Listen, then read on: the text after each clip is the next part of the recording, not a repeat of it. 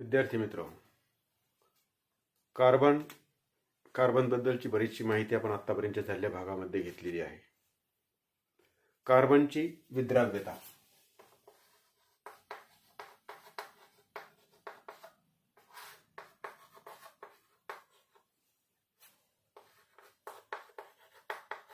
कार्बनची विद्राव्यता म्हणजे कार्बन कोणकोणत्या घटकामध्ये विरघळतो, कशा कशामध्ये तो द्रावणीय आहे, म्हणजे त्याची विद्राव्यता कशी आहे हे पाहण्यासाठी आपण जर कार्बन वेगवेगळ्या द्रावकामध्ये टाकला, म्हणजे उदाहरण जर पाणी, रॉकेल, खाद्यतेल यासारख्या द्रावकामध्ये जर आपण कार्बनची पूड आपण जर टाकली किंवा कार्बन जर टाकला आणि बराच जर ठेवला तर त्याच्यामध्ये आपण कार्बन विरघळतो का याचं परीक्षण आपण जर केलं तर आपल्याला लक्षात येते की कुठल्याही द्रावकामध्ये कार्बन हा विरघळत नाही. जर समजा कार्बनची ही विद्राव्यता आपण अशी तपासली, त्यानंतर कार्बनची ऑक्सिजन बरोबर अभिक्रिया. कार्बनची ऑक्सिजन बरोबर अभिक्रिया. कार्बनची ऑक्सिजन बरोबर अभिक्रिया आता ही कशी करायची, कशी घडवून आणायची कार्बनची ऑक्सिजन बरोबर अभिक्रिया? तर कोणतेही ज्वलन होत असताना त्या पदार्थाची ऑक्सिजन बरोबर अभिक्रिया होते. मग त्याच्यासाठी आपण लाकूड किंवा एखादी काडी किंवा घरामध्ये जर आपण कोळसा जरी जाळला किंवा कोळशात जरी ज्वलन घडून आणलं तर तेव्हा त्या कोळशामध्ये कार्बन असतो आणि या ज्वलनाच्या प्रक्रियेमध्ये आपल्याला माहिती की ऑक्सिजनची आवश्यकता असते. आणि हा ऑक्सिजन, या ज्वलनाच्या प्रक्रियेमध्ये लागणारा ऑक्सिजन हा आपल्याला हवेतून त्या अभिक्रियेसाठी उपलब्ध होतो. म्हणजे इथे ज्वलनाची प्रक्रिया होत असताना कार्बन आणि ऑक्सिजन यांच्यामध्ये अभिक्रिया होते आणि तेथून जे बाहेर पडणारा जो धूर आहे त्या धुरामध्ये जो वायू असतो तो आहे कार्बन डायऑक्साईड. तर त्या वायूचं परीक्षण आपल्याला वेगवेगळ्या पद्धतीने करता येतं. म्हणजे ओला लिटमस पेपर जर त्या वायूमध्ये धरला तर त्याच्यामध्ये काय बदल होतो, किंवा त्याच पेटवल्यानंतर पूर्ण कोळसा नाहीसा झाल्यानंतर खाली कोणते पदार्थ शिल्लक राहतात, या सगळ्या गोष्टीचं परीक्षण आपल्याला करता येतं. आपल्याला फक्त एवढं लक्षात घेता येतं की कार्बनची ऑक्सिजन, हे कोळशाचं ज्वलन होत असताना कार्बनची ऑक्सिजन बरोबर अभिक्रिया होते आणि त्याच्यातून कार्बन डायऑक्साईड वायू तयार होतो. आता ह्या कार्बन डायऑक्साईड वायूचा आपण अभ्यास करणार आहोत. म्हणजे अभ्यास करायचा म्हणजे नेमकं काय, हा कार्बन डायऑक्साईड आढळतो कुठे, कार्बन डायऑक्साईडचं प्रयोगशाळेमध्ये कशा पद्धतीने तयार करायचा आणि त्याचे गुणधर्म. कार्बन डायऑक्साईड जे कार्बनच्या ज्वलनातून मिळणारा हा वायू, ज्याचं रेणूसूत्र आहे CO2. कार्बन डायऑक्साईडचं रेणू वस्तुमान आहे 44 आणि त्याचा द्रवणांक आहे -56.6°C. म्हणजे शून्याच्याही खाली, ऋणचिन्ह काय दर्शवते की शून्याच्याही खाली तापमानाला -56.6°C तापमानाला तो द्रव अवस्थेमध्ये येतो. असा हा कार्बन डायऑक्साईड नेमका आपल्याला कुठे आढळतो, याचा आढळ काय? आपल्याला माहिती हवेमध्ये 0.03% प्रमाणामध्ये आपल्याला कार्बन डायऑक्साईड आढळतो. साधारणतः हे जे प्रमाण आहे, प्रमाण नीट लक्षात ठेवा, कारण याच्यावर असे काही एक गुणांचे प्रश्न सुद्धा परीक्षेमध्ये येऊ शकतात. हवेमध्ये 0.03% या प्रमाणामध्ये आपल्याला कार्बन डायऑक्साईड आढळतो. उच्छ्वास आपण जेव्हा नाकावाटे हवा आतमध्ये घेतो आणि नंतर तीच हवा आपण जेव्हा बाहेर टाकतो तेव्हा उच्छ्वासावाटे बाहेर पडणारी ही जी हवा आहे, आपल्या भोवतालची जी हवा आहे, त्या आपल्या भोवतालच्या हवेमध्ये 0.03% असतो. आणि त्यानंतर उच्छ्वासामधून, म्हणजे आपल्या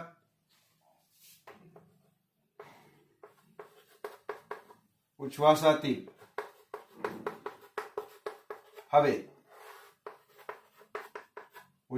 हवेत याचं प्रमाण हे जवळपास 4% असतं. अर्थातच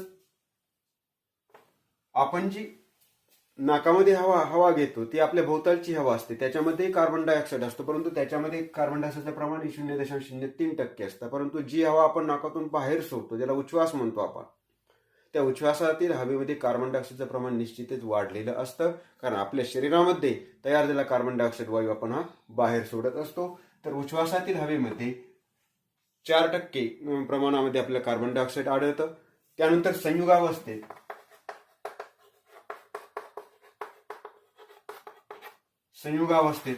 वेगवेगळे जी संयुगे आहेत, आता साधारणतः आता हा जो खडू आपण वापरतो संयुग, हे सुद्धा या कार्बन डायऑक्साईडचे एक संयुग आहे. त्या संयुगावस्थेमध्ये आपल्याला आढळतो, म्हणजे खडू, शहाबादी फरशी,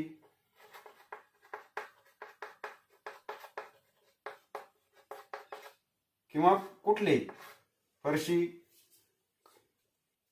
आता हे खडू म्हणजे कॅल्शियम कार्बोनेट आहे, शहाबादी फरशी यासारख्या संयुगामधून सुद्धा कार्बन डायऑक्साईड असतो. त्याचप्रमाणे काही पदार्थाचं जेव्हा ज्वलन होत असतं, मग आता कोणकोणते, कोळसा असेल, लाकूड असेल, किंवा कुठल्याही प्रकारचं इंधन असेल, किंवा जीवाश्म इंधन असेल, यांचं जेव्हा ज्वलन घडून येतं तेव्हा या ज्वलनामधून सुद्धा आपल्याला कार्बन डायऑक्साईड वायू, त्यामधून बाहेर पडणारे जे धूर आहे त्याच्यामध्ये आपल्याला आढळतो.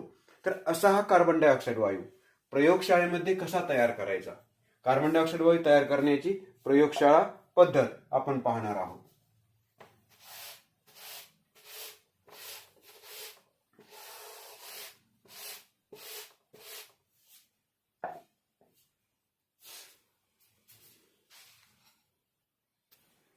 प्रयोगशाळेमध्ये कार्बन डायऑक्साईड वायू कशा पद्धतीने तयार करावा लागतो किंवा केला जातो, त्याची जी पद्धती आहे, जे कार्बन डायऑक्साईड वायू तयार करण्याची प्रयोगशाळा पद्धत असं आपण त्याला म्हणू.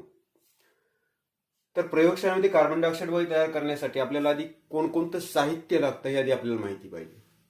तर प्रयोगशाळेमध्ये कार्बन डायऑक्साईड वायू तयार करण्यासाठी लागणार जे साहित्य आहे, स्टँड, गोलबुडाचा चंबू, ठिसूळ नरसाळे, वायुवाहक नलिका आणि वायुपात्र, हे साहित्य लागतं. आणि त्याच्याबरोबर काही रासायनिक पदार्थ सुद्धा लागतात, त्याला आपण रसायने असं म्हणू. कोणकोणती रसायने लागतात, तर कॅल्शियम कार्बोनेटचे तुकडे आणि विरल हायड्रोक्लोरिक आम्ल. कॅल्शियम कार्बोनेटचे तुकडे आणि विरल हायड्रोक्लोरिक आम्ल हे रासायनिक पदार्थ प्रयोगशाळेमध्ये कार्बन डायऑक्साईड वायू तयार करण्यासाठी लागतात. तर जे काच साहित्य किंवा इतर पदार्थ आहेत त्याच्यामध्ये स्टँड आहे, गोलबुडाचा चंबू, ठिसूळ नरसाळे, वायुवाहक नलिका आणि वायुपात्र. या सगळ्या साहित्यांची जमवाजमव करून त्या साहित्याची जोडणी ही बाजूला दाखवलेल्या आकृतीमध्ये जशी केलेली आहे तशी करावी लागते. आता हे आहे स्टँड. या स्टँडला पहिल्यांदा हा गोल बुडाचा चंबू बसवायचा. हा आहे तो गोल बुडाचा चंबू. स्टँडला हा गोल बुडाचा चंबू बसवायचा. त्या गोल बुडाच्या चंबूला 2 छिद्र असलेलं रबरी बुज बसवलं जातं. ते 2 छिद्र असलेलं रबरी बुज बसवण्यापूर्वी या गोलबुडाच्या चंबूमध्ये कॅल्शियम कार्बोनेटचे तुकडे टाकले जातात. आता कॅल्शियम कार्बोनेटचे तुकडे म्हणजे नेमके काय, तर आपण जी शहाबादी फरशी आपण म्हणतो ते शहाबादी फरशीचे तुकडे, म्हणजे शहाबादी फरशी हेच कॅल्शियम कार्बोनेट आहे. शहाबादी फरशीचे बारीक बारीक तुकडे करून पहिल्यांदा या गोलबुडाच्या चंबूमध्ये टाकले जातात. नंतर तो चंबू स्टँडला बसवला जातो या पद्धतीने, आकृतीमध्ये दाखवलेल्या पद्धतीने. आणि त्यानंतर त्याला 2 छिद्र असलेले रबरी बुज बसवलं जातं.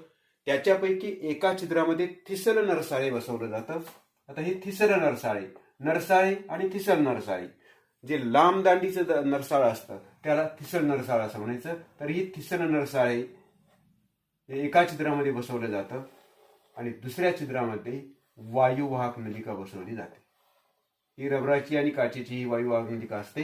वायुवाहक नलिकेचं दुसरं टोक हे या आकाराच्या काचेच्या भांड्यामध्ये सोडलं जातं, त्याला वायुपात्र म्हणायचं. हे आहे वायुपात्र. वायुपात्रामध्ये हे वायुवाहक नलिका जोडली जाते आणि वायुवाहक नलिका बसवल्यानंतर ते वायुपात्र हे बंद केलं जातं. त्यानंतर या ठिसूळ नरसाळ्यातून विरल हायड्रोक्लोरिक आम्ल या ठिसूळ नरसाळ्यातून टाकलं जातं. ते किती टाकायचं, तर या ठिसूळ नरसाळ्याचे खालचे टोक पूर्णतः आम्लामध्ये बुडेल या पद्धतीने हे ठिसूळ नरसाळ्यामध्ये विरल हायड्रोक्लोरिक आम्ल टाकलं जातं. त्यानंतर काही वेळाने या चंबूमध्ये टाकलेले जे कॅल्शियम कार्बोनेटचे तुकडे आहेत ते कॅल्शियम कार्बोनेटचे तुकडे आणि हायड्रोक्लोरिक आम्ल यांच्यामध्ये अभिक्रिया तयार सुरू झाली आपल्याला दिसून, आणि अभिक्रियेतून तयार होणारा हा जो वायू आहे तो वायू या वायू अग्निलिकेतून या वायुपात्रामध्ये जमा होऊ लागतो, आणि नंतर असे वायुपात्र जमा करून वायूने पूर्ण भरून त्यानंतर त्यांच्या गुणधर्मांचा अभ्यास केला जातो. आपल्याला गुणधर्मांच्या अभ्यासाकडे जायचं आहे, परंतु तत्पूर्वी या ठिकाणी जी रासायनिक अभिक्रिया होते, कोणकोणते रासायनिक पदार्थ तिथे याच्यामध्ये म्हणजे इथे प्रयोगशाळेमध्ये कार्बन डायऑक्साईड वायू तयार करण्यासाठी वापरले जाणारे जे रासायनिक पदार्थ आहेत ते रासायनिक पदार्थ कोणकोणते? कॅल्शियम कार्बोनेट आहे, ज्याचं रेणुसूत्र आहे CaCO3 अधिक त्याच्यावर काय टाकलंय? हायड्रोक्लोरिक आम्ल, विरल हायड्रोक्लोरिक आम्ल HCl, यांच्यामध्ये अभिक्रिया होते, आणि या अभिक्रियेचं आपलं रासायनिक समीकरण आपण लिहितो आहोत. आता इथे कॅल्शियम कार्बोनेट आणि हायड्रोक्लोरिक आम्ल ही या अभिक्रियेमधून, खरं म्हणजे आम्ल आणि आम्लारी यांच्यामध्ये होणारी अभिक्रिया आहे, ही उदासीनीकरणाची अभिक्रिया आहे. कॅल्शियम कार्बोनेट हा क्षार आणि हायड्रोक्लोरिक आम्ल यांच्यामध्ये होणारी जी अभिक्रिया आहे, या अभिक्रियेमधून तयार होतं क्षार व पाणी. आता मग कोणता क्षार तयार होतो? तर याच्यामधून तयार होणारा जो क्षार आहे तो आहे CaCl2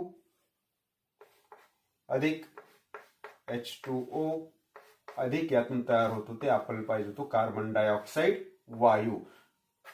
जेव्हा रासायनिक अभिक्रियेमध्ये वायू तयार होतो, त्याच रासायनिक अभिक्रियेचं समीकरण लिहिल्यानंतर तयार होणारे जे वायू उत्पादित आहे त्याच्या रेणुसूत्राच्या बाजूला आपण वरच्या दिशेने म्हणजे ऊर्ध्व दिशेने जाणारा बाण दर्शवत असतो, म्हणून इथे आपण CO2च्या बाजूला बाण दर्शवलेला आहे. तर या चंबूमध्ये होणारी जी रासायनिक अभिक्रिया आहे त्या रासायनिक अभिक्रियेचं हे समीकरण आहे. कॅल्शियम कार्बोनेट आणि हायड्रोक्लोरिक आम्ल यांच्यामध्ये अभिक्रिया होते, त्यातून कॅल्शियम क्लोराईड पाणी तयार होऊन कार्बन डायऑक्साईड वायू मुक्त होतो. आता हे रासायनिक समीकरण आपण लिहिलंय. समीकरण करून संतुलित सुद्धा असावं. आता रासायनिक समीकरण कसं संतुलित करायचे आपण पाठीमागे शिकलेलो आहोत, की डाव्या बाजूचे अभिक्रियाकारकातील एकूण अणू मोजायचे आणि उजव्या बाजूला ते अभिक्रियाकारकातील एकूण अणू मोजायचे. ते अणूंची संख्या सारखी करण्यासाठी ज्या ठिकाणी कमी अणू आहेत तिथून सुरुवात करायची आणि त्याच्यातून आपल्याला ते संतुलित करता येतं. आता इथे कॅल्शियम एकच अणू आहे, इथे सुद्धा एकच अणू आहे, इथे कार्बनचा एक अणू आहे, इथे मात्र सुद्धा कार्बनचा एक अणू आहे, इथे ऑक्सिजनचे 3 अणू आहेत, इथे ऑक्सिजनचे 2 आणि 3 अणू आहेत. म्हणजेच कॅल्शियम कार्बन आणि ऑक्सिजन हे संतुलित आहे. आता आपण इकडे येऊ हायड्रोजनकडे. डाव्या बाजूला म्हणजे अभिक्रियाकारकामध्ये हायड्रोजन 1 आहे, उजव्या बाजूला 2 आहेत. अभिक्रियाकारकामध्ये क्लोरीन 1 आहे, उत्पादितामध्ये क्लोरीन म्हणजे उजव्या बाजूला क्लोरीन हे 2 आहेत. म्हणजे इथे हायड्रोजन आणि क्लोरीनचे अणू हे संतुलित नाहीत, आणि मग ज्या बाजूला कमी अणूची संख्या आहे त्या बाजूला संतुलित करण्यासाठी रेणुसूत्राला योग्य तो सहगुणक आपण द्यावा लागतो. इथं आपण HCl ला हायड्रोक्लोरिक आम्लाच्या रेणुसूत्राला 2 हा सहगुणक दिला, हे संपूर्ण रासायनिक समीकरण हे संतुलित होतं. तर प्रयोगशाळेमध्ये कार्बन डायऑक्साईड वायू तयार करण्यासाठी जी रासायनिक अभिक्रिया होती त्या रासायनिक अभिक्रियेचे हे संतुलित रासायनिक समीकरण. आता इथे कार्बन डायऑक्साईड वायू तयार करून घेतल्यानंतर त्यांच्या वेगवेगळ्या गुणधर्मांचा अभ्यास केला जातो आणि त्याचे भौतिक गुणधर्म आणि रासायनिक गुणधर्म अभ्यासले जातात. त्याचा रंग आणि वास आपल्याला वास घेऊन पाहता येतो, रंग आपल्याला समोर दिसतो. त्यानंतर तो पाण्यामध्ये द्रावणीय आहे का नाही पाहण्यासाठी काही प्रमाणामध्ये थोडे पाण्याचे थेंब टाकून आपण त्याचं परीक्षण घेऊ शकतो. ते आम्लधर्मी आहे का आम्लारीधर्मी आहे पाहण्यासाठी त्याच्यामध्ये ओला लाल आणि तांबडा लिटमस टाकला की त्याच्यातील रंग बदलावरून आपल्याला त्याचं आम्लधर्मी किंवा आम्लधर्मता किंवा आम्लारी धर्मता ओळखता येते. तर हे त्याचे भौतिक आणि रासायनिक गुणधर्म हे आपण विचारात घेणार आहोत. पहिल्यांदा आपण पाहू की कार्बन डायऑक्साईडचे भौतिक गुणधर्म, आणि त्यानंतर आपल्याला रासायनिक गुणधर्मांचा विचार करता येईल. रासायनिक गुणधर्मामध्ये आपल्याला काही रासायनिक अभिक्रियांचा सुद्धा अभ्यास करायचा आहे. कार्बन डायऑक्साईडचे भौतिक गुणधर्म.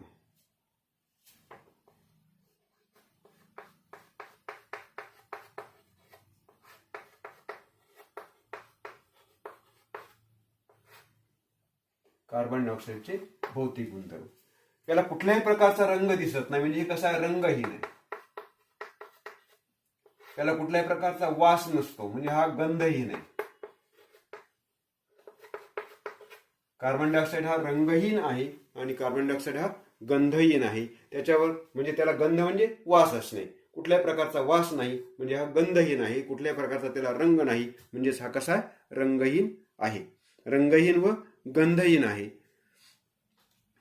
काही प्रमाणामध्ये याच्यामध्ये पाण्याचे थेंब जर टाकले तर तो पाण्यात विरघळतो, म्हणजे पाण्यात द्रावणीय आहे. पाण्यात द्रावणीय, तो पाण्यात द्रावणीय आहे. आपण जी साहित्याची जोडणी पाहिली, त्या वायुपात्रामध्ये जो कार्बन डायऑक्साईड जमा केला जातो त्याला हवेची ऊर्ध्वसरण पद्धती म्हणतात. आता हवेची ऊर्ध्वसरण पद्धती म्हणजेच काय? आता एवढ्याच फक्त मी वायुपात्राचा आकार दाखवतो की वायुपात्रामध्ये आपण वायुवाहक नलिकेने हा कार्बन डायऑक्साईड वायू सोडतो आणि वायुपात्र पूर्ण झाकलेलं आहे. प्रयोगापूर्वी कार्बन डायऑक्साईड याच्यामध्ये जमा होण्यापूर्वी याच्यामध्ये हा वायुपात्र रिकामा म्हणजे काय? त्याच्यामध्ये हवा आहे. पण जेव्हा कार्बन डायऑक्साईड वायुपात्रामध्ये जमा होऊ लागतो तो खालच्या वरला जमा होतो आणि हवा ही वर निघून जाते. त्याला म्हणायचं हवेची ऊर्ध्वसरण पद्धत. तर हवेची ऊर्ध्वसरण पद्धत कोणत्या वायूसाठी वापरता येते? जो वायू हवेपेक्षा जड असतो तो वायू वायुपात्रामध्ये जमा करण्यासाठी ऊर्ध्वसरण पद्धती वापरली जाते. व आपल्याला भौतिक गुणधर्मामध्ये आपल्याला समजता येतं हवेपेक्षा हा जड आहे. हवेपेक्षा जड आहे म्हणूनच तो आपल्याला ऊर्ध्वसरण पद्धतीने जमा करता येतो. लिटमस जर परीक्षण घेतलं, ओला करून लाल आणि निळा लिटमस जर वायुपात्रामध्ये टाकला तर आपल्याला लक्षात येतं की लाल लिटमसवर कुठल्याही प्रकारचा परिणाम होत नाही, परंतु निळा लिटमस मात्र लाल होतो. मग कोणत्या प्रकारच्या पदार्थामध्ये निळा लिटमस लाल होतो किंवा लिटमसचा रंग लाल राहण्याची प्रवृत्ती असते? तर जे पदार्थ आम्लधर्मी आहेत अशा पदार्थामध्ये लिटमसचा रंग हा लाल राहतो, म्हणून लाल लिटमसवर याचा कोणताही परिणाम होत नाही, परंतु निळा लिटमस मात्र लाल होतो. म्हणून आपल्याला आता म्हणता येतं हा वायू आम्लधर्मी आहे. हा वायू आम्लधर्मी आहे. हे झाले वायूचे भौतिक गुणधर्म. कार्बन डायऑक्साईड हा रंगहीन आहे म्हणजे याला कुठल्याही प्रकारचा रंग नाही. हा गंधहीन आहे म्हणजे याला कुठल्याही प्रकारचा वास नाही. तो पाण्यात विरघळतो म्हणजे पाण्यात द्रावणीय आहे. तो हवेपेक्षा जड आहे आणि हा आम्लधर्मी आहे. आणि आणखी एक महत्वाचा गुणधर्म आपल्याला लिहायचा आहे, तो म्हणजे जर या कार्बन डायऑक्साईडच्या जवळ जर आपण जळणारी मेणबत्ती जर नेली तर ती मेणबत्ती विझते. याचा अर्थ हा वायू ज्वलनास मदत करत नाही आणि स्वतः जळत नाही. म्हणजे आपल्याला असं लिहिता येतं CO2 हा ज्वलनशील नाही, ज्वलनशील नाही व ज्वलनास मदत करीत नाही.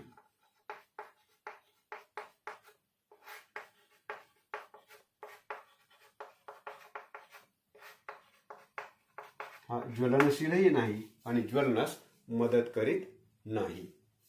हे झाले या वायूचे भौतिक गुणधर्म. एका शब्दामध्ये थोडक्यामध्ये लिहिले, त्याचा फक्त तुम्हाला विस्तार करून मांडता आले पाहिजे. पूर्ण वाक्यामध्ये त्याचा विस्तार तुम्हाला लिहिता आला पाहिजे. तो म्हणजे कसा? हा वायू रंगहीन आहे म्हणजे CO2 कार्बन डायऑक्साईड रंगहीन आहे, त्याला कुठल्याही प्रकारचे वास नाही म्हणजे तो गंधहीन आहे, तो पाण्यात विरघळतो, हवेपेक्षा जड आहे, आम्लधर्मी आहे, ज्वलनशीलही नाही आणि ज्वलनास मदतही करत नाही. हे झाले या वायूचे भौतिक गुणधर्म. कार्बन डायऑक्साईडचे रासायनिक गुणधर्म.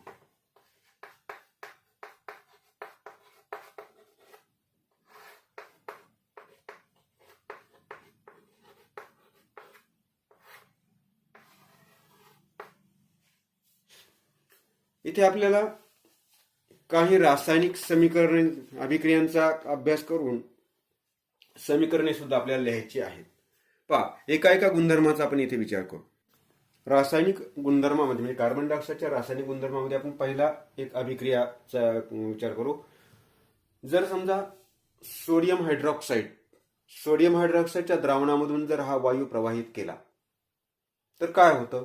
तर सोडियम हायड्रॉक्साईडच्या द्रावणामधून हा वायू प्रवाहित केला असता आपल्याला सोडियम कार्बोनेटचं द्रावण मिळतं. की सोडियम कार्बोनेट आणि पाणी हे आपल्याला मिळतं. म्हणजे आपण याचं वर्णन कसं लिहिणार आहोत की सोडियम हायड्रॉक्साईडच्या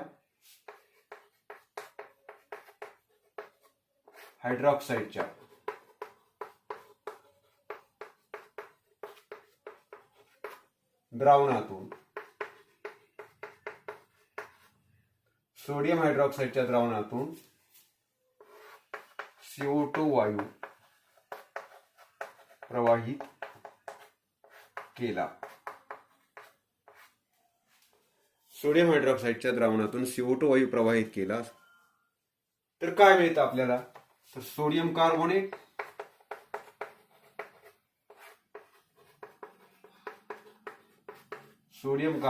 व पाणी. सोडियम कार्बोनेट व पाणी तयार होते किंवा मिळते. तर ही जी अभिक्रिया आहे या अभिक्रियेचं आपण रासायनिक समीकरण आपण विचारतो. याच्यामध्ये अभिक्रियाकारक कोणते आहेत? सोडियम हायड्रॉक्साईड NaOH अधिक त्यातून काय जाऊ दिलं? Carbon dioxide CO2. या अभिक्रियेतून मिळतं काय आपल्याला? Sodium carbonate. रेणुसूत्र द्यायचं Na2CO3 अधिक H2O. तर जेव्हा सोडियम हायड्रॉक्साईडच्या द्रावणामधून कार्बन डायऑक्साईड वायू जाऊ दिला जातो तेव्हा सोडियम हायड्रॉक्साईड आणि कार्बन डायऑक्साईड यांच्यामध्ये अभिक्रिया होते आणि त्याच्यातून सोडियम कार्बोनेट तयार होतं. ते सोडियम कार्बोनेट म्हणजेच धुण्यासाठी, कपडे धुण्यासाठी वापरला जाणारा जो सोडा आहे त्याला धुण्याचा सोडा असं म्हणतो. म्हणजे ही अभिक्रिया धुण्याचा सोडा तयार करण्यासाठी सुद्धा वापरली जाते. तर यातून आपल्याला सोडियम कार्बोनेट आणि पाणी मिळतं. हे संतुलित करण्यासाठी मी इथं सोडियम हायड्रॉक्साईडला 2 असं गुणक देतो. तो कसं संतुलित करायचं, कोणती अभिक्रिया आहे हे तुम्हाला मी मागच्या एका अभिक्रियेच्या उदाहरणाने सांगितलं होतं. तर 2NaOH प्लस CO2 प्लस यातून मिळत आपल्याला Na2CO3 सोडियम कार्बोनेट आणि पाणी. या सोडियम कार्बोनेटलाच आपल्याला धुण्याचा सोडा असंही म्हटलं जातं. म्हणून धुण्याचा सोडा तयार करण्यासाठी सुद्धा ही रासायनिक अभिक्रिया वापरली जाते. आपण दुसरा गुणधर्म विचारात घेऊ. Sodium carbonate. या पहिल्या अभिक्रियेमध्ये जे सोडियम कार्बोनेट तयार झालेलं आहे, सोडियम कार्बोनेटच्या जलीय द्रावणातून याचं वर्णन कसं करता येईल आपल्याला की सोडियम कार्बोनेटच्या पाण्यातील द्रावणातून सोडियम कार्बोनेटच्या पाण्यातील द्रावणातून सोडियम कार्बोनेटच्या पाण्यातील द्रावणातून CO2 प्रवाहित केला.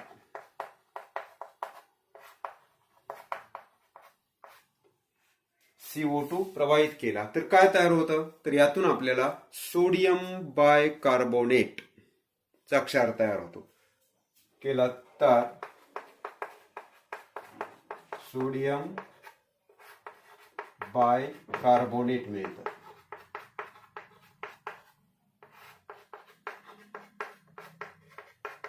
Sodium bicarbonate. पाहू आपण हे रासायनिक अभिक्रियेचं समीकरण. सोडियम कार्बोनेटचं जलीय द्रावण म्हणजे Na2CO3 अधिक H2O. यातून काय जाऊ दिलं? CO2 वायू जाऊ दिला. यातून मिळतं आपल्याला sodium bicarbonate NaHCO3 sodium bicarbonate. हे आत्ता लिहिलेले समीकरण संतुलित नाही. ते संतुलित करण्यासाठी जर आपण केवळ सोडियम बायकार्बोनेटच्या रेणूसूत्राला 2 असं गुणक दिला की संपूर्ण अभिक्रिया ही संतुलित होते. अर्थात ही संतुलित कशी करायची तुम्हाला या पहिलं समीकरण जे आपण पाहिलं होतं त्याच्यामध्ये संतुलनाची पद्धत तुम्हाला सांगितली होती. याच्यापूर्वी एका पाठामध्ये आपण समीकरण कसं संतुलित करायचं पाहिलं होतं. तर तेही भाग पाहावा म्हणजे तुम्हाला लक्षात येईल की रासायनिक समीकरण कसं संतुलित करायचं.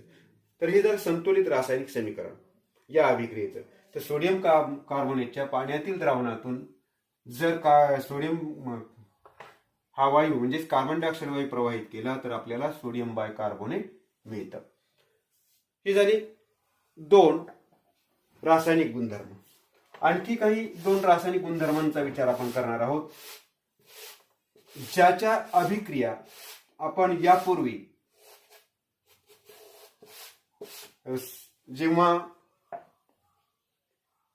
प्रयोगशाळा पद्धत पाहिली आपण कार्बन डायऑक्साईड वायू तयार करण्याची, तेव्हा आपण त्याचं वर्णन केलेलं आहे. म्हणजे नेमकं काय की कार्बन डायऑक्साईडच्या वायू पात्रामध्ये जर आपण पाणी टाकलं तर आपण लिहिलं होतं की कार्बन डायऑक्साईड हा पाण्यात द्रावणीय आहे, म्हणजे पाण्यात विरघळतो.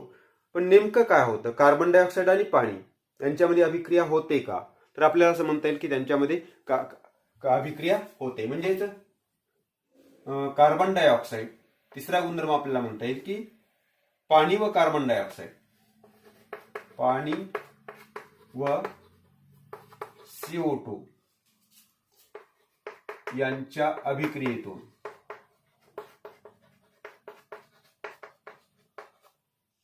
कार्बोनिक आम्ल मिळतं, H2CO3.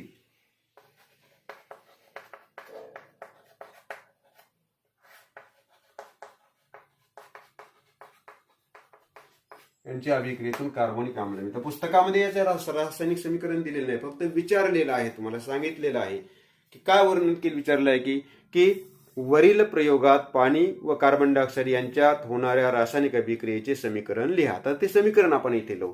त्याच रासायनिक अभिक्रियेचे वर्णन इथे लिहिलेलं आहे की पाणी H2O आणि कार्बन डायऑक्साईड यांच्यामध्ये अभिक्रिया होती, त्यातून तयार होतं ते कार्बोनिक आम्ल H2CO3.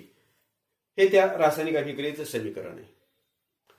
त्यानंतर आणखी एक समीकरण आपल्याला विचारलेलं आहे, त्याचं वर्णन दिलेलं आहे की चुनकळी, म्हणजे कार्बन डायऑक्साईडच्या वायू पात्रामध्ये आपण चुनकळी टाकली. आता चुनकळी म्हणजे चुन्याची निवळी, चुनकळी म्हणजे चुन्याची निवळी. कार्बन डायऑक्साईडच्या वायू पात्रामध्ये आपण चुनकळी टाकली किंवा चुनकळीमधून कार्बन डायऑक्साईड वायू प्रवाहित केला असता तर ती चुनकळी दुधाळ रंगाची बनते. हा प्रयोग आपण बऱ्याच मागच्या वर्गातील अभ्यासक्रमामध्ये पाहिलेला आहे की चुन्याची निवळी दुधाळ बनते. ही कार्बन डायऑक्साईड तपासण्याचीच खरं म्हणजे परीक्षा आहे. तर त्याचं समीकरण म्हणजे जे CO2च्या वायुपात्रात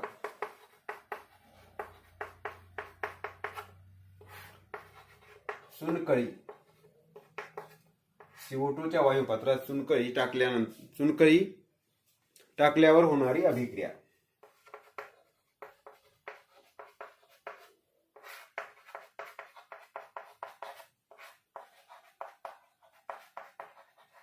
याचं समीकरण आपल्याला विचारलेलं आहे. CO2 कार्बन डायऑक्साईड अधिक चुनकळी, चुनकळी म्हणजेच कॅल्शियम हायड्रॉक्साईड CaOH2 टाइम्स. त्याचं वाचन कसं करणार, कॅल्शियम हायड्रॉक्साईड CaOH2 टाइम्स, म्हणजे OH लाच फक्त 2 पायाच्या ठिकाणी लिहिलेलं आहे.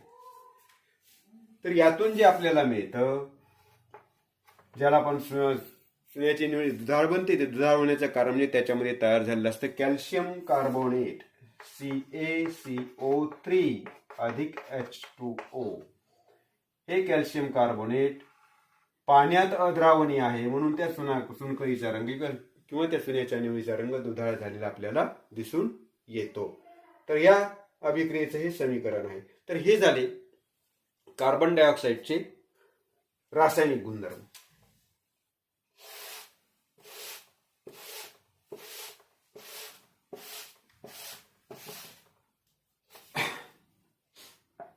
उपयोग.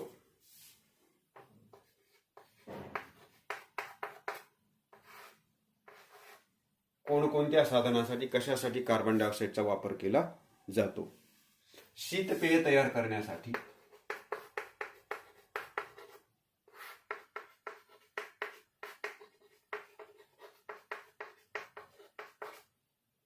शीतपेय तयार करण्यासाठी CO2 चा वापर होतो. त्यानंतर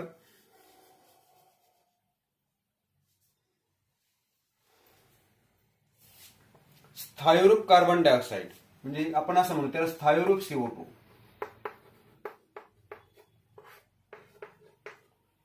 एवढा थंड असतो की तो बर्फासारखा वाटतो, म्हणून त्याला शुष्क बर्फ असं म्हणायचं.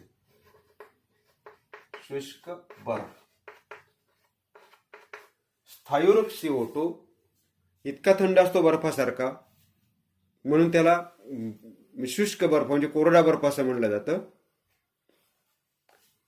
स्थायूरूप CO2 चा वापर शीत कपाटामध्ये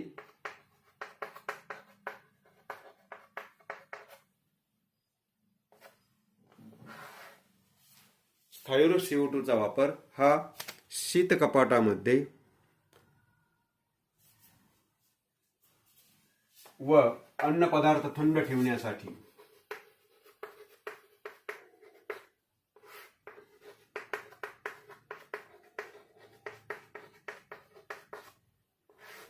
शीत कपाटामध्ये व अन्न पदार्थ थंड ठेवण्यासाठी या स्थायूरूप CO2 चा वापर केला जातो.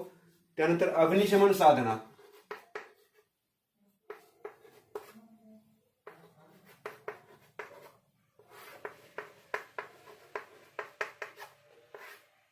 अग्निशमन साधनामध्ये सुद्धा CO2 वापरला जातो.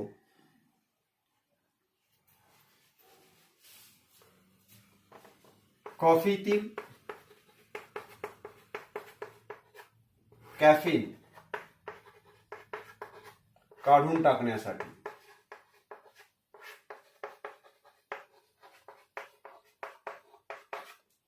कॉफीतील कॅफीन काढून टाकण्यासाठी या CO2 चा वापर होतो. त्याचबरोबर द्रावक म्हणून द्रवरूप CO2 चा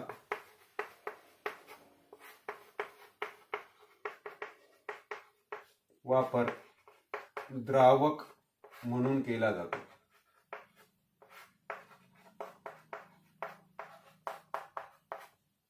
द्रवरूप CO2 चा वापर द्रावक म्हणून केला जातो. आणि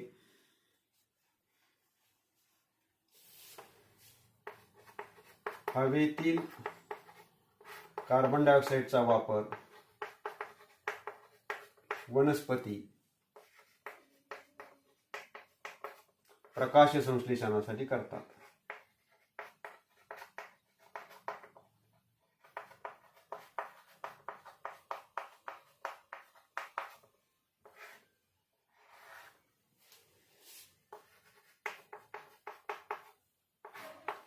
हे झाले कार्बन डायऑक्साईडचे उपयोग.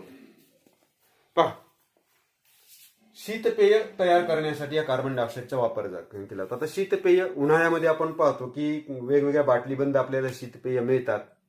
ते खूप उष्णता वाढल्यानंतर होणारा गरमीचा त्रास कमी करण्यासाठी आपण बरेच जण शीतपेय पितो.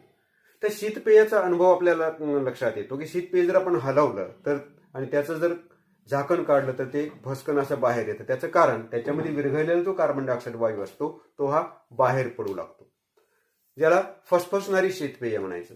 तर अशी ही शीतपेय तयार करण्यासाठी या कार्बन डायऑक्साईडचा वापर होतो. स्थायूरूप कार्बन डायऑक्साईड, जेव्हा कार्बन डायऑक्साईड हा स्थायू अवस्थेमध्ये असतो तो तेव्हा अत्यंत थंड असतो, खूप थंड असतो, म्हणून त्याला शुष्क बर्फ असं म्हणायचं. आपल्याला बर्फ म्हणजे आपण फक्त पाण्याचाच बर्फ आपण पाहिलेला आहे, पण तो कार्बन डायऑक्साईड जेव्हा स्थायू अवस्थेमध्ये रूपांतरित होतो तेव्हा तो खूप थंड असतो. मग अशा स्थायू रूपातील कार्बन डायऑक्साईडला शुष्क बर्फ असं म्हटलं जातं. आणि या शुष्क बर्फाचा म्हणजे स्थायूरूप कार्बन डायऑक्साईडचा वापर शीत कपाटामध्ये म्हणजे अन्नपदार्थ साठवल्यानंतर ते बरेच दिवस जर जास्त साठवायचे असतील अन्नपदार्थ ते थंड ठेवावे लागतात. तर असे अन्नपदार्थ थंड ठेवण्यासाठी या कार्बन डायऑक्साईडचा वापर केला जातो. अग्निशमन साधनात आपण भौतिक गुणधर्म, कार्बन डायऑक्साईडचे भौतिक गुणधर्म पाहत असताना चर्चा केलेली आहे की कार्बन डायऑक्साईड हा ज्वलनशील नाही, म्हणजे स्वतःही जळत नाही आणि ज्वलनास मदत करत नाही. म्हणून अग्निशमन साधन म्हणजे एखाद्या ठिकाणी जर आग लागलेली असेल तर ती आग, काही आग अशी असते की जे विझवण्यासाठी पाणी वापरता येत नाही. मग अशा वेळेस ती आग विझवण्यासाठी कार्बन डायऑक्साईडचा वापर केला जातो. आणि मग जी अग्निशमन साधनं असतात त्या अग्निशमन साधनामध्ये कार्बन डायऑक्साईड वायू तयार होईल अशी रसायनं असतात. ते कार्बन डायऑक्साईड वायू तयार झाला की अग्निशमन साधनातून तो बाहेर पडतो आणि आग विझवली जाते. म्हणून अग्निशमन साधनामध्ये या कार्बन डायऑक्साईडचा वापर होतो. कॉफी हे पेय आपल्याला माहिती, कॉफीमध्ये कॅफीन नावाचं द्रव्य असतं. ते जर अधिक प्रमाणामध्ये जर राहिलं तर त्याचा हानिकारक परिणाम होतो. म्हणून कॉफीमधील हे कॅफिन काढून टाकण्यासाठी द्रवरूप CO2चा म्हणजे द्रव अवस्थेतील कार्बन डायऑक्साईडचा वापर केला जातो. द्रव अवस्थेतील कार्बन डायऑक्साईड द्रावक म्हणून वापरला जातो. द्रावक म्हणजे पदार्थ विरघळणे, ज्याच्यामध्ये पदार्थ विरघळतात त्याला आपण द्रावक म्हणतो. तर द्रवरूप CO2चा वापर म्हणजे कार्बन डायऑक्साईडचा वापर द्रावक म्हणून केला जातो. कशामध्ये द्रावक म्हणून वापर केला जातो? ड्राय क्लिनिंग आपल्याला माहिती, कपडे स्वच्छ करण्यासाठी ड्राय क्लिनिंग हा शब्द वापरला, म्हणजे जिथे पाण्याचा वापर केला जात नाही. ड्राय क्लिनिंग शब्दशः चालू केलं तर कोरडेपणाने स्वच्छ करणे. वास्तविक पाहता त्या ठिकाणी द्रवरूप अवस्थेतील कार्बन डायऑक्साईड वापरला जातो. मग तो कपड्यावर जे डाग आहेत ते डाग त्या द्रवरूप कार्बन डायऑक्साईडमध्ये विरघळून जातात. मग त्या ड्राय क्लिनिंगसाठी या द्रवरूप कार्बन डायऑक्साईडचा वापर केला जातो. हवेमध्ये कार्बन डायऑक्साईड असतो वायू अवस्थेमध्ये, आणि त्या वायू अवस्थेतील कार्बन डायऑक्साईडचा वापर वनस्पती या प्रकाश संश्लेषणासाठी करत असतात, हे आपल्याला माहिती. त्यानंतर आणखी एक कार्बन डायऑक्साईडचा परिणाम, जो स्थायूरूप कार्बन डायऑक्साईड जो आहे, जो स्थायूरूप कार्बन डायऑक्साईड अन्न पदार्थात थंड ठेवण्यासाठी जसा वापरला जातो तसं आपण काही वेळेस दूरदर्शनवर काही नाटक किंवा काही चित्रपटातील घटना असे पाहतो आहोत की तिथे प्रचंड प्रमाणामध्ये धूर तयार झालेला दिसतो.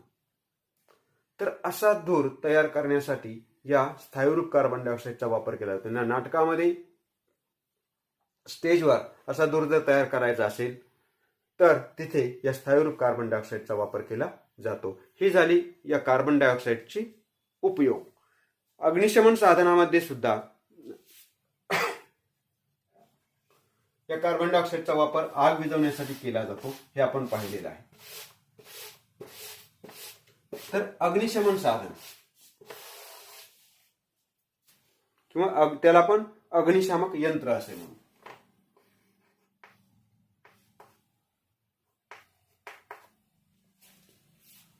अग्निशामक यंत्र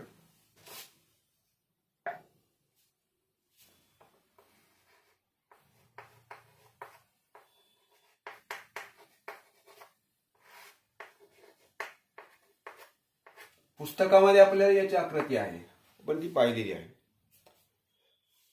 की जे सभागृह असतील, मोठमोठे सभागृह असतात, सभागृहामध्ये काही ठराविक अंतराला आपल्याला लाल रंगाचे भांड अडकवलेलं दिसतं, ते असतं अग्निशामक यंत्र. या अग्निशामक यंत्रामध्ये सल्फ्युरिक आम्ल आणि सोडियम बायकार्बोनेट ठेवलेलं असतं. अग्निशामक यंत्राचं जे भांड आहे, समजा हे अग्निशामक यंत्र आहे, अग्निशामक हे यंत्राचं हे भांड आहे, याच्यामध्ये खालच्या बाजूला सोडियम बायकार्बोनेट असतं, NaHCO3 सोडियम बायकार्बोनेट, आणि इथे वरच्या बाजूला एक काचेची बाटली असते ज्याच्यामध्ये H2SO4 असतं, सल्फ्युरिक आम्ल. ती अशा पद्धतीने बंद असते आणि याच्यावर एक झाकण असतं, ही बंद असते, याच्यावर एक झाकण असतं, आणि इथे एक असा पदार्थ म्हणजे रचना केलेली असते की टोकदार खिळ्यासारखी रचना असते, ती ह्या बाटलीपर्यंत आणून बसवलेली असते. तर असं हे अग्निशमन यंत्र असतं, ज्याच्यामध्ये काचेची कुपी असते. या काचेच्या कुपीमध्ये सल्फ्युरिक आम्ल असतं आणि त्याच्या खाली हे सोडियम बायकार्बोनेट द्रव अवस्थेमध्ये किंवा सोडियम बायकार्बोनेट स्थायू अवस्थेतील किंवा सोडियम बायकार्बोनेटची पावडर इथे ठेवलेली असते किंवा बसवलेली असते. जेव्हा आग लागण्यासारखी दुर्घटना होते तेव्हा हे जे अग्निशमन यंत्र आहे, हे अग्निशमन यंत्र हे उलट करून जोराचं खाली आदळलं जातं. ते कशामुळे आदळायचं? तर इथे हा जो भाग आहे, हा भाग खाली त्या भागावर आघात झाल्यानंतर तो भाग खिळ्यासारख्या भागाने या काचेच्या कुपीला जोडलेला असतो किंवा बसवलेला असतो. ती काचेची कुपी फुटते आणि फुटल्यानंतर यातील सल्फ्युरिक आम्ल हे या सोडियम बायकार्बोनेटवर जाऊन परत या भुकटीमध्ये जाऊन मिसळतं आणि तिथे लगेच सोडियम बायकार्बोनेटची आणि सल्फ्युरिक आम्लाची अभिक्रिया होते आणि या अभिक्रियेतून बाहेर पडणारा CO2 वायू बाहेर पडतो आणि तो त्या परिसरामध्ये पसरतो, म्हणजे पर्यायाने आग विझते. तर असं हे अग्निशमन यंत्राचं कार्य चालतं आणि अग्निशमन यंत्रामध्ये कार्बन डायऑक्साईड वायू तयार करून कार्बन डायऑक्साईडचा वापर आग विझवण्यासाठी केला जातो. हे झाले कार्बन डायऑक्साईड वायू तयार करण्याची प्रयोगशाळेतील पद्धत, कार्बन डायऑक्साईड वायूचे भौतिक गुणधर्म, त्यानंतर कार्बन डायऑक्साईड वायूचे रासायनिक गुणधर्म आणि कार्बन डायऑक्साईड वायूचे उपयोग हे आपण आता या भागामध्ये पाहिलेले आहेत.